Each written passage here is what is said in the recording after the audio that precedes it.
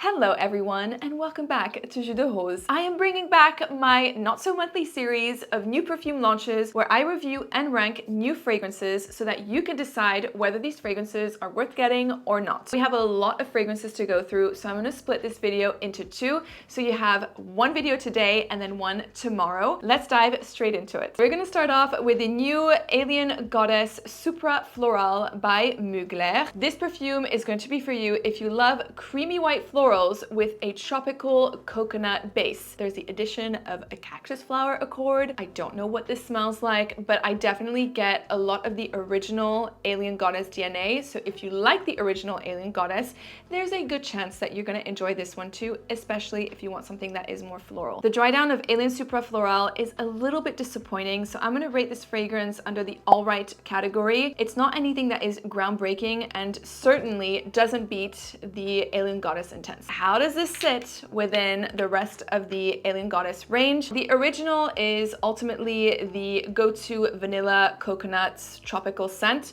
The Supra Florale is going to be amped up in florals, so definitely a more floral take on the original with the original backbone. And then the Intense is an ambery, warm, the sexiest interpretation, I would say, and personally, this is my favorite. We have another Mugler fragrance. It is the new Angel Elixir, and I'm going to tell you right now, if you enjoy the DNA of the original Angel, this perfume isn't going to be for you. A floral amber scent. You have jasmine, ylang ylang, sandalwood, and there's a warm ambery resinous feeling as well. To me, the sandalwood is milky. It almost feels like hot milk, similar to Vita from Memoirs. If you like that fragrance, you'll probably enjoy the sandalwood in this scent. I personally really enjoy this scent, so I'm going to put this fragrance in the pretty good category. It's mass appealing and I highly rate it. So Penhaligons have launched a brand new collection called Potions and Remedies. There's currently 5 fragrances in the lineup. So the first fragrance is a Balm of Calm, and this is a lavender-centric fragrance with some woody undertones. It opens very aromatic, very lavender, so dry, almost like lavender sachets that you would put into clothes,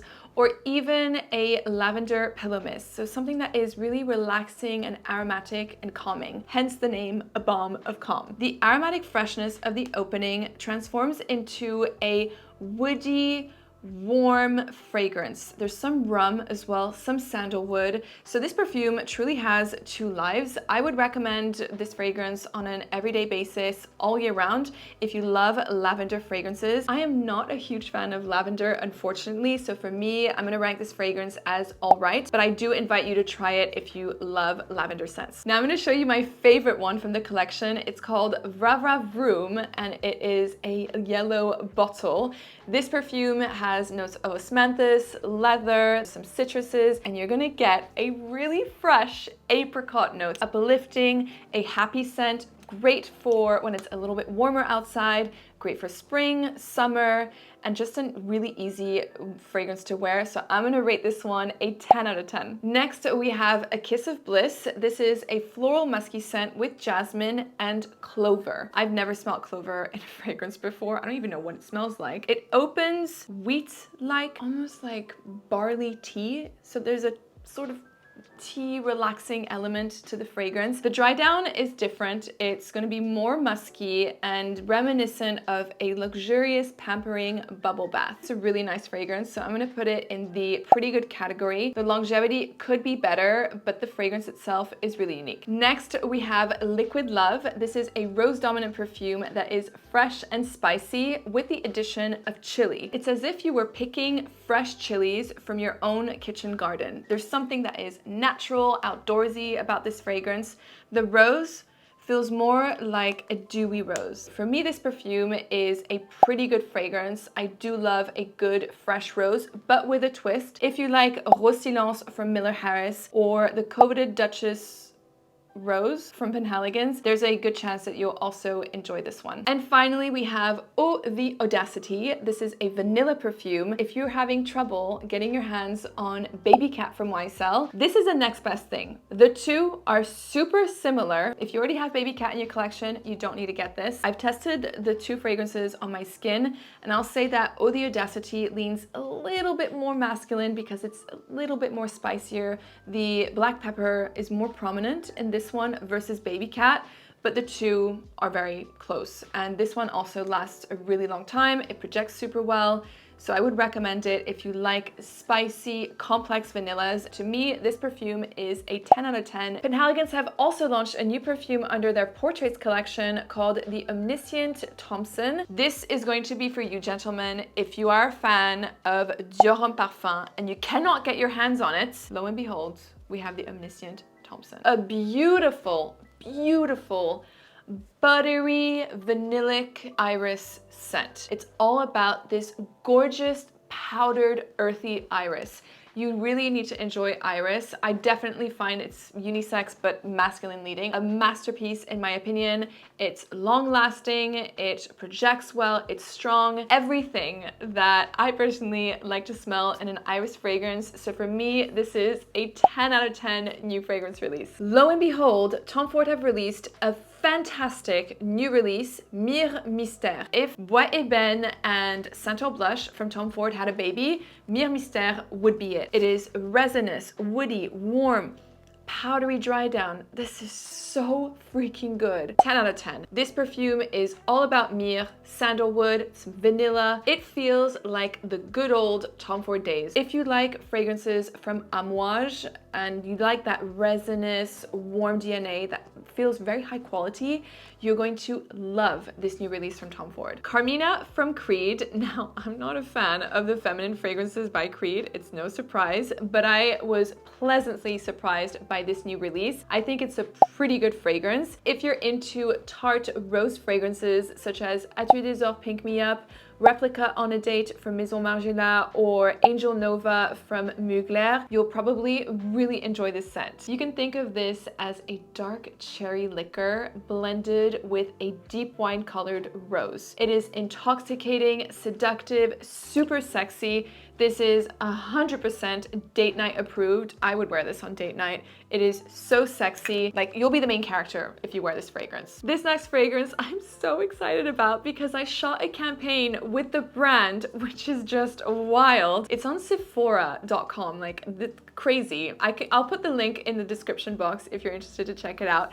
It is the new J'adore L'Or, the best J'adore yet. It has been created by Francis Kurkdjian and you can expect great things from him, and oh my gosh, I just love this fragrance. Dior, by the way, have no idea that I'm doing this video. They didn't ask for it. I wanted to share with you my thoughts and you've been really curious to know what I think of it. Spectacular. A golden elixir of orange blossom, rose, jasmine.